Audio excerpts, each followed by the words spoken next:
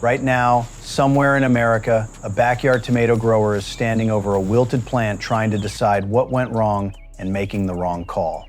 That decision, made in the wrong direction, will cost them anywhere from $120 to $200 in lost crop, wasted amendments, and replacement plants before the season is over. And the painful truth is most of those growers, especially those of us who have been doing this for 20 or 30 years, have been misreading tomato wilt since the beginning because the symptoms of 15 completely different problems look almost identical at a glance. 15 causes, 15 different fix paths. 7 of them have no fix at all once you have missed the window. And one of them, which we will reach past the halfway point of this video, is almost never discussed in any wilt guide. Yet it destroys more tomato crops in American home gardens than Fusarium and Verticillium combined. Welcome to PlantERLab, where smart growers discover plant ideas that actually pay off.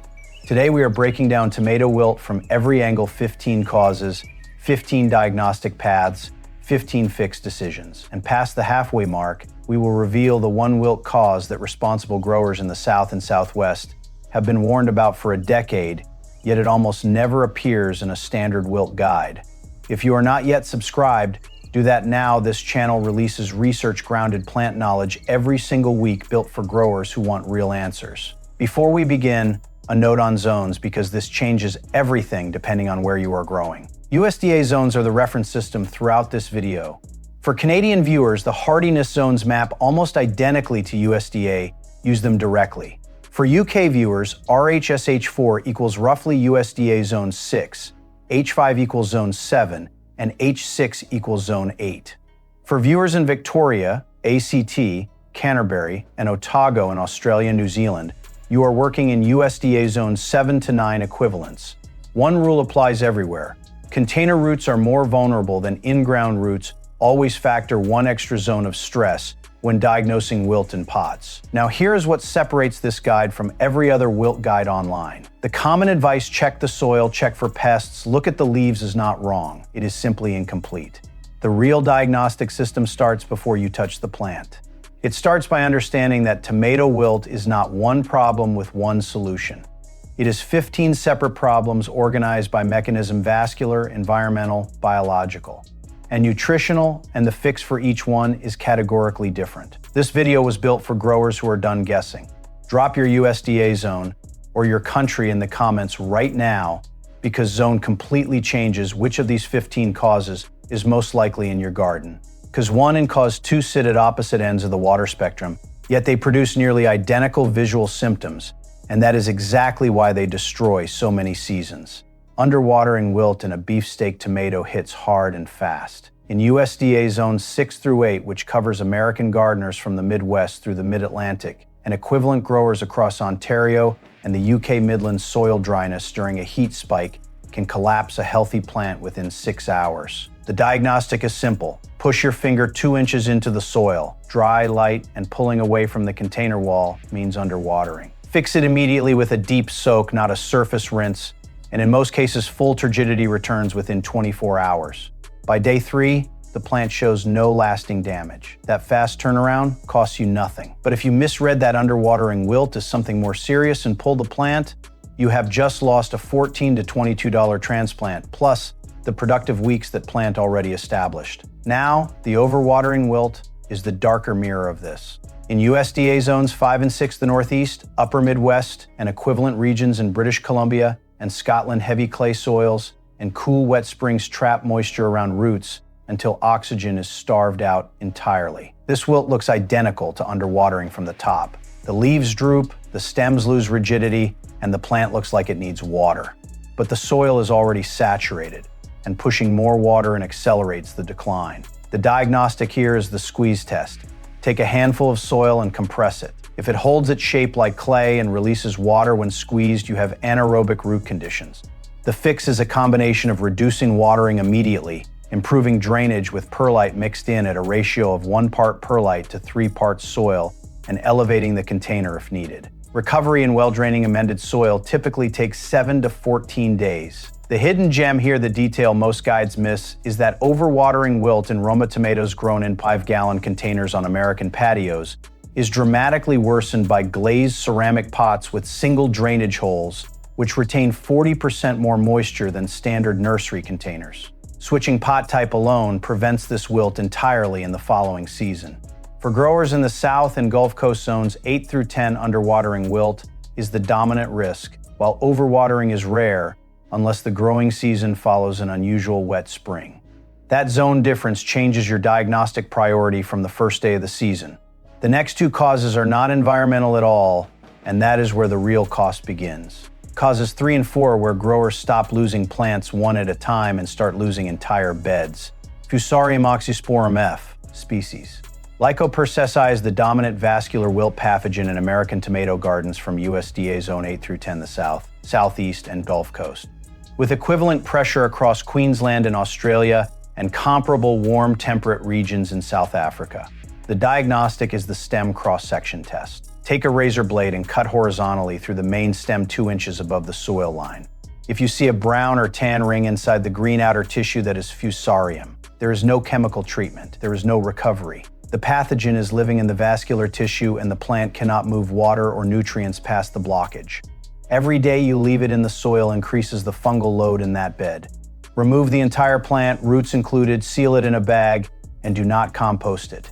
The crop loss on a single raised bed with 4 beefsteak plants lost to Fusarium runs $80 to $150 in yield alone, and that does not count the season of soil remediation that follows. Now, Verticillium alboatrum behaves differently and lives in different zones. In the cool Pacific Northwest and Northeast USDA zones 5 through 7 cold, wet springs create the precise soil temperature window that Verticillium prefers, between 50 and 65 degrees Fahrenheit, that is 10 to 18 Celsius.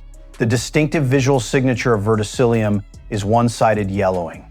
One half of the plant shows leaf chlorosis and wilt, while the other side remains green. This asymmetry is the diagnostic key. A stem cross-section also shows browning, but it is typically lighter and less defined than Fusarium browning. Same conclusion, though no chemical recovery path. Resistant varieties are the only real answer. For American growers in zones 6 and 7, look for VF-labeled seed. The V designation indicates Verticillium resistance, and the F indicates Fusarium resistance.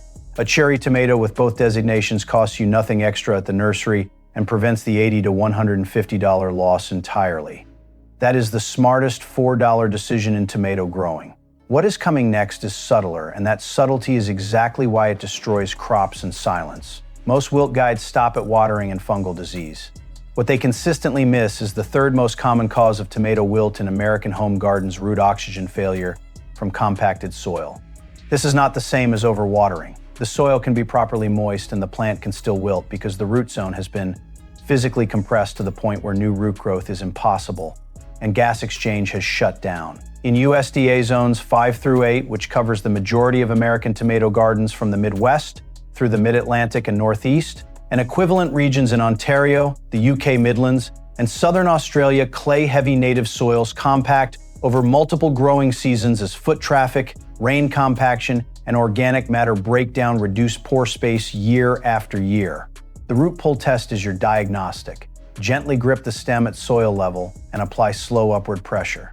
A healthy root system resists the pull and you feel the soil weight holding back. A compacted soil wilt plant slides out with almost no resistance. The roots are brown, shortened, and matted into a dense brick-like ball rather than radiating outward into the surrounding soil. Healthy roots are white to cream-colored and firm. Brown, brittle, or gelatinous roots confirm root rot from compaction-driven anaerobic conditions. The fix is a phased soil amendment protocol. Week 1. Remove the plant carefully, break the compacted zone with a garden fork to 12 inches deep, and work in a mixture of 1 part coarse perlite and 2 parts mature compost per cubic foot of soil volume. Replant immediately with extra depth to encourage new root development. Week 2, apply a diluted fish emulsion feed at half strength to stimulate root recovery without burning stressed tissue. By week 3, visible new growth at the stem base signals successful recovery. The honest limitation here: if the root system has lost more than 60% of its viable root mass, which you can estimate by how little resistance you felt during the pull test, the plant rarely recovers fully in the same season. In that case, the smarter decision is to pull it, amend the bed, and plant a second season cherry tomato which establishes faster and can still produce a partial harvest before frost. For growers in the South Zone 8 through 10, where clay content is particularly high in Georgia, Alabama, and the Carolinas, preseason soil aeration every spring is not optional. It is a $0 decision that prevents a $60 to $100 yield loss before the season even begins. Something far more aggressive is waiting in the next block, because 6 arrives invisibly on the back of a Thrips. Tomato spotted wilt virus, known as TSWV, is one of the most economically destructive plant viruses in American horticulture, and its signature is distinctive enough that once you see it, you will never mistake it for anything else. The primary visual marker is bronze leaf curl, a distinct reddish-brown metallic sheen that appears on new growth first, accompanied by ring-shaped or bullseye markings on the leaf surface. Unlike fungal wilt, the bronzing does not begin at the base of the plant and move upward. It appears erratically, often on the newest growth at the top, while lower leaves remain temporarily green. This is the first diagnostic separation point. TSWV is transmitted by western flower thrips Frankliniella occidentalis, which are tiny, slender insects no larger than 1 millimeter, typically found on the underside of young leaves. In USDA zones 7 through 11, covering the American South, Southwest California, and Florida, and equivalent regions in coastal New South Wales and the Canterbury region of New Zealand, thrips populations peak in warm, dry conditions, and a single infected thrips can transmit TSWV before you detect the vector population at all. In cooler zones, the Pacific Northwest and Northeast TSWV pressure is significantly lower, which is a genuine advantage for growers in Oregon, Washington, and similar UK climates. Here is the honest answer every grower needs to hear. There is no cure for TSWV. None. A plant confirmed with bronzing ring spots and thrips presence must be removed immediately before the thrips population disperses to neighboring plants. Leaving an infected plant in place for even 3 additional days in warm weather can mean 40 to 60% transmission to the rest of the bed. The replacement strategy for American growers in zones 8 through 11 is to select TSWV-tolerant varieties, look for the SW-5 gene designation on seed packets, and to install reflective mulch around the base of all tomato plants from planting day. Reflective mulch disorients incoming thrips and reduces landing rates by up to 50%. That $8 roll of reflective mulch is the most cost-effective disease prevention investment in the southwestern tomato garden. The mid-video reveal is approaching, and what is waiting there changes the cost calculation for every tomato grower in America. This is the wilt that costs the least to fix and the most to misread.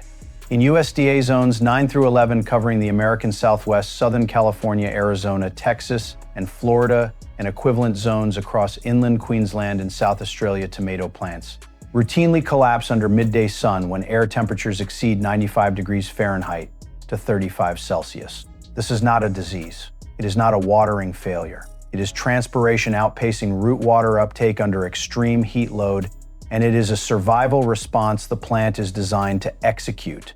The diagnostic is beautifully simple. Observe the plant at 3 separate times, 10 a.m., 2 p.m., and 7 p.m. If the plant is upright at 10 a.m., collapse by 2 p.m., and recovering by 7 p.m., that is temporary heat wilt. The plant is fine. No intervention needed. This single observation test prevents hundreds of unnecessary interventions every summer across American home gardens. But if the plant remains collapsed at 7 p.m., or if the stem shows a softening at the base that is permanent heat stress wilt, and it signals one of 2 things: either root damage from prolonged heat in the soil zone, or the beginning of a secondary infection exploiting the heat-stressed tissue. For zone 9 through 11 growers, the $15 to $25 investment in 30% shade cloth installed over tomato beds from late June through August prevents temporary wilt from ever reaching the frequency where growers misread it as disease. For Canadian viewers in British Columbia and UK viewers in Scotland and the North, heat wilt is rarely your primary concern, and midday wilt in those climates almost always points to a different cause entirely. The mature grower's edge here is recognizing that in the South and Southwest, heat wilt and Fusarium wilt can coexist, and a heat-stressed plant has significantly lower vascular resistance to Fusarium colonization. Protecting against heat wilt is therefore also indirect Fusarium prevention. That compounding logic is what separates a reactive gardener from a strategic one. If you are in your 50s or 60s and you have spent too many summer seasons replacing plants that collapsed in July, this channel was built specifically for exactly where you are. What is coming next is the reveal this video has been building toward, and it will change how you think about tomato wilt economics permanently. The next 3 causes share one deceptive trait. They produce wilt in a plant that is growing in what appears to be healthy, well-amended, well-watered soil. The plant looks like it should be thriving, and yet it collapses. Cause 8 is calcium deficiency wilt in American gardens from zone 5 through zone 9 and across comparable growing regions in the UK and Canada. Calcium deficiency is rarely about soil calcium levels. The soil almost always has adequate calcium. The failure is in uptake, specifically erratic watering that interrupts the continuous transpiration stream that carries calcium from soil to tissue. Calcium cannot be translocated within the plant after absorption. It must arrive in a continuous flow. Interrupt that flow with inconsistent watering, and the newest growth becomes calcium deficient and begins to collapse inward. The visual signature is blossom end rot on forming fruit, combined with tip curl and wilt on the newest leaves. The fix is not calcium spray, it is consistent soil moisture maintenance and a one-time application of gypsum at 1 pound per 10 square feet of bed area to improve calcium uptake in clay-heavy soils. Cause 9 is magnesium deficiency wilt, most common in containers where magnesium leaches out faster than in-ground planting. The diagnostic marker is interveinal chlorosis. The tissue between the leaf veins turns yellow, while the veins themselves remain dark green. The fix is a diluted Epsom salt foliar spray at 1 tablespoon per gallon of water, applied twice 2 weeks apart. This costs approximately 40 cents per treatment and resolves the deficiency within 10 to 14 days. Cause 10 is nitrogen toxicity wilt, the opposite problem, caused by overfertilizing with high nitrogen feeds in the belief that more nitrogen equals faster growth. What actually happens is that excessive nitrogen drives rapid soft tissue growth that cannot support its own water demand, producing a wilt that looks exactly like heat stress. The visual signature is abnormally dark green, cupped, downward curling leaves combined with afternoon wilt. The fix is a flush irrigation deep water with no fertilizer 3 times over 10 days to move excess nitrogen below the active root zone. For growers in the South and Midwest who have been told to feed their tomatoes every week with a balanced fertilizer, that advice is creating as much wilt as it is preventing. The next causes operate at an even more hidden level, and they carry the highest misdiagnosis rate of anything in this guide.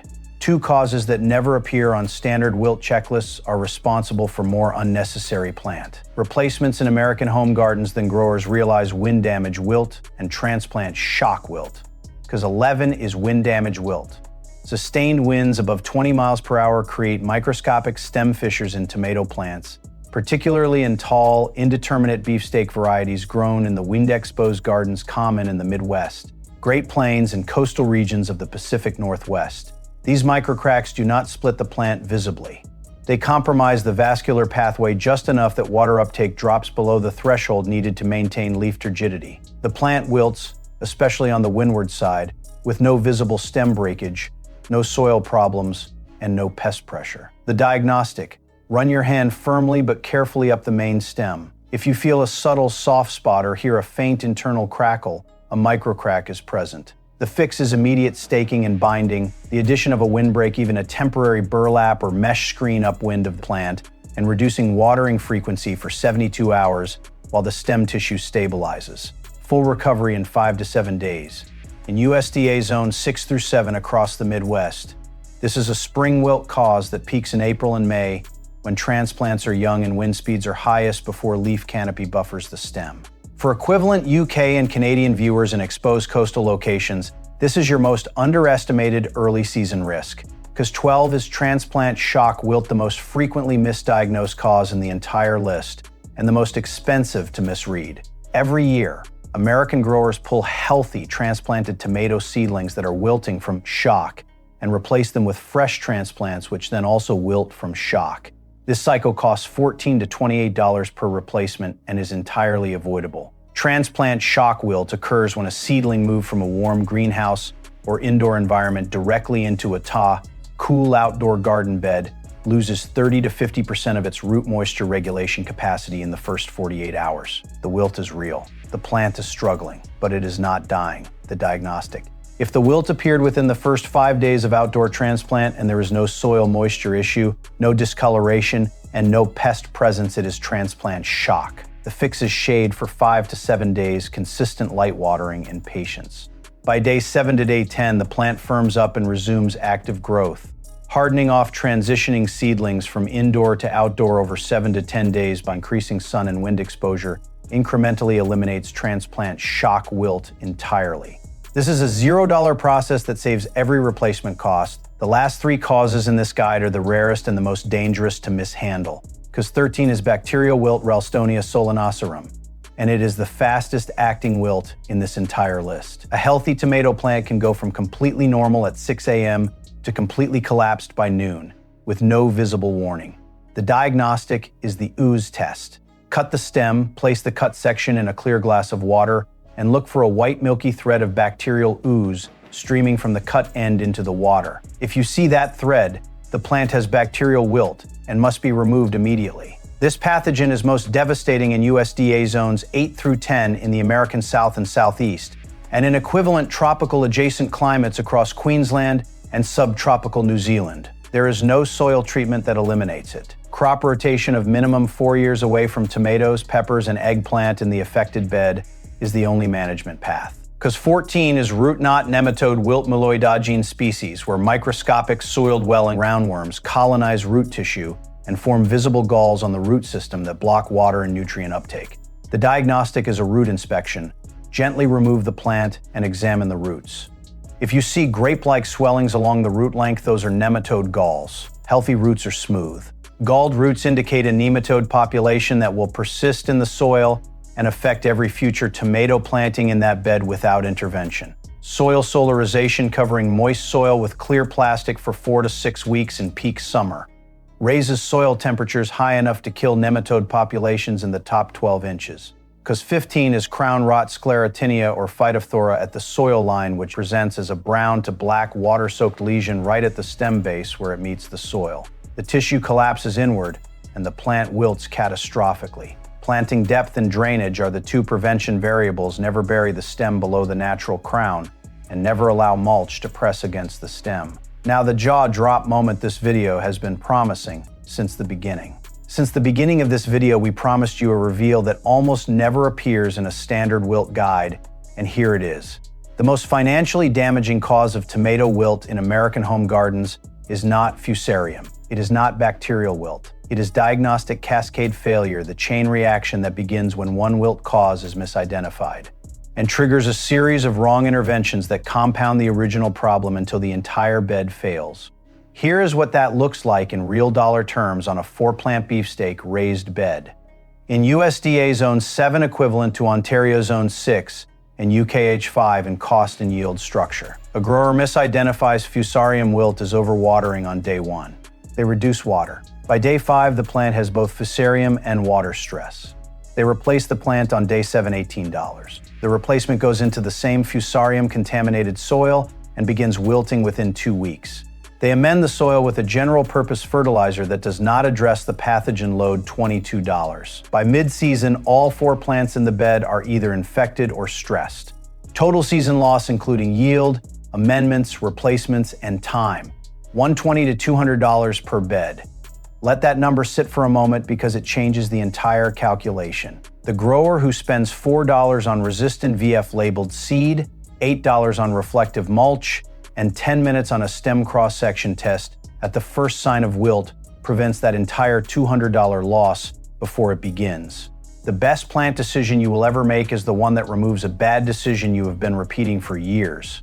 The final block has 3 overlooked facts that none of the 15 causes above will have told you, and they may be the most practically useful minutes of this entire video.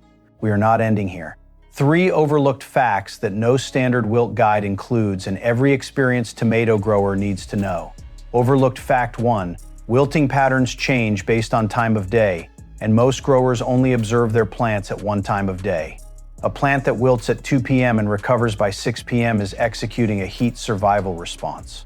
A plant that wilts progressively over 3 days without a recovery pattern is exhibiting systemic disease. The time of observation is part of the diagnostic, not an afterthought.